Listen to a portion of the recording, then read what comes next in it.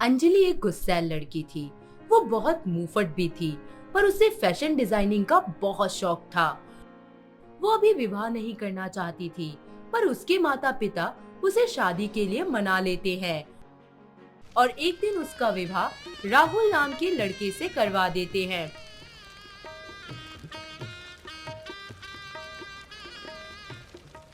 राहुल एक मेहनती और ईमानदार लड़का था। राहुल दिन भर ऑफिस का काम करता था। राहुल के घर में उसकी माँ और उसकी बहन काजल थी। अंजलि और राहुल की शादी को अभी 2 महीने ही हुए थे। एक दिन अंजलि खाना बना के टीवी देख रही थी। तभी अचानक उसकी ननद काजल बोली, बाबे, ये कैसे सब्जी बनाए है? इसमें तो नमक ही नहीं है। अच्छा, तो अब से तुम ही बना लेना सारा खाना। ओहो, क्या हुआ भाभी? अपने खाने की तारीफ अच्छी नहीं लगे क्या? जुबान संभाल कर बात करो काजल। इतना कहकर अंजलि गुस्से में अपने कमरे में चली जाती है, जहां राहुल पहले से ही आराम कर रहा होता है। तभी अंजलि राहुल से कहती है, सुनिए जी, आपकी बहन की जुबान है ना, कैची की तरह चलती है। अरे क्या हो गया, कुछ बताओगी?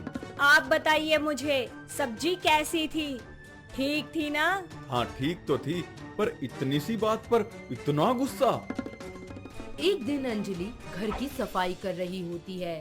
तभी उसकी सास ममता वहाँ आ जाती है और उससे कहती है, अरे बहू, कैसे झाड़ू लगा रही है? इधर देख, ढंग से लगा, थोड़ा उधर से भी ले। अरे वहाँ भी तो लगा दे। सासू माँ, अगर इतना ही है तो खुद कर लो, मुझसे नहीं होता ये। और जरा सी बात पे ये तेवर। अरे बस इतना ही तो कहा है कि वहाँ भी झाड़ू लगा ले। ओहो, बस करो सासू माँ, बहुत हुआ। सारा दिन आप मुझ पर ही रौब झाड़ती रहती हैं। ऐसा कहकर गुस्से से भरी अंजलि अपने कमरे में चली जाती है और वो जाकर अपनी माँ हेतल को फोन करती है और सारी बात बताती है। उसकी माँ सब समझ जाती है और उसे समझाती है कि पुत्र जी, वो तेरा परिवार है, थोड़ी बहुत खटपटता हर जगह हुंदी है। इतना गुस्सा करना अच्छी बात नहीं है। तो क्या करूं मैं?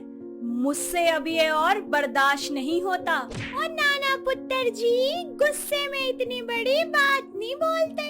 अपनी माँ के समझाने पर अंजलि समझ जाती है, पर उसका मूड आज बहुत खराब था और उसे ऐसा लग रहा था कि उसके पति ने उसे घर की नौकरानी बना के रखा है। इसलिए वो अपना माइंड डाइवर्ट करने मार्केट में सब्जी खरीदने चली जाती है। तभी उसकी सहेली नेहा उसे देखती है और उसके पास आकर कहती है, अरे अंजलि, कैसी हो? क्या हुआ? तुम उदास लग रही हो। सब ठीक तो है? क्या बताऊं यार नेहा, मेरे ससुराल वालों ने दिमाग की दही बना रखी है। ऐसा क्या हुआ? कुछ नहीं यार, जिंदगी झंड हो गई है मेरी। शादी को अभी 2 महीने ही हुए हैं और ऐसा बोल रही हो? और नहीं तो क्या, दिन भर घर का काम करो, सुबह जल्दी उठ जाओ और फिर काम पे लग जाओ। मेरी तो कोई लाइफ ही नहीं है। सही बोल रही है, जैसे घर का सारा ठेका हमने ही ले रखा है। कुछ समझ नहीं आ रहा यार, कैसे निकलूं इस प्रॉब्लम से।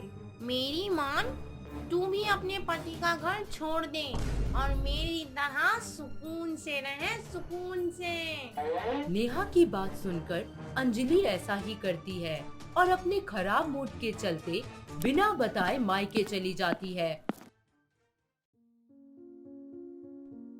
और दूसरी तरफ राहुल अंजलि के घर ना लौटने की वजह से सोच में पड़ जाता है और अपनी सास के पास फोन मिलाता है।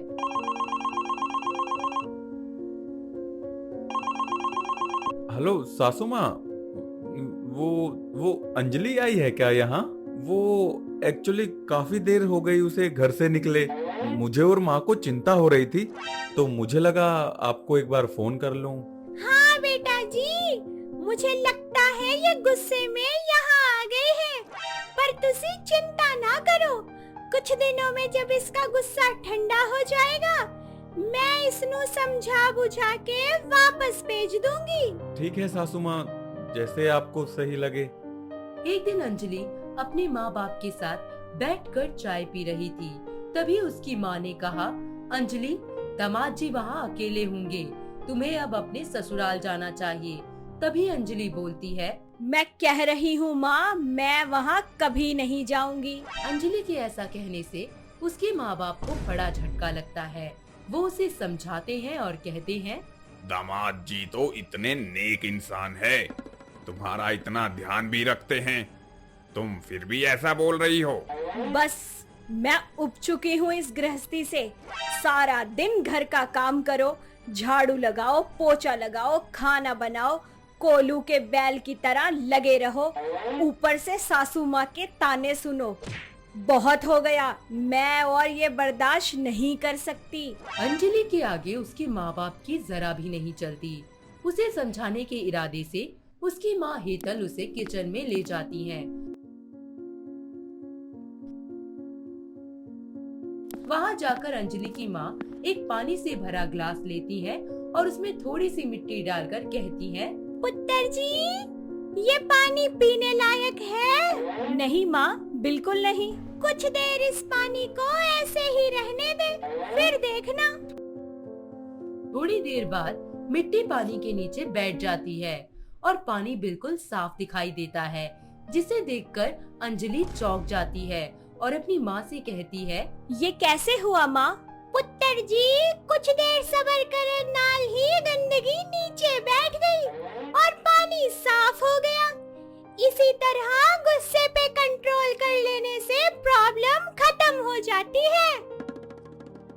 ये देखकर अंजलि समझ जाती है कि गुस्सा करने से मुश्किलें बढ़ जाती हैं और सब्र करने से कितनी सारी मुश्किलें सुलझाई जा सकती हैं। अब मैं समझ गई हूँ माँ, अब से मैं अपने गुस्से पर पूरा कंट्रोल करूँगी। इस तरह अंजलि को अपने गुस्से में की हुई गलतियों का एहसास होता है और कुछ ही देर में राहुल भी अंजलि को लेने उसके घर पहुंच जाता है। राहुल को अपने सामने देखकर अंजलि हाथ जोड़कर उससे माफी मांगती है और खुशी खुशी उसके साथ अपने ससुराल चली जाती है और इस तरह वो अपने माँ के द्वारा दी गई सीख को हमेशा याद रखती है।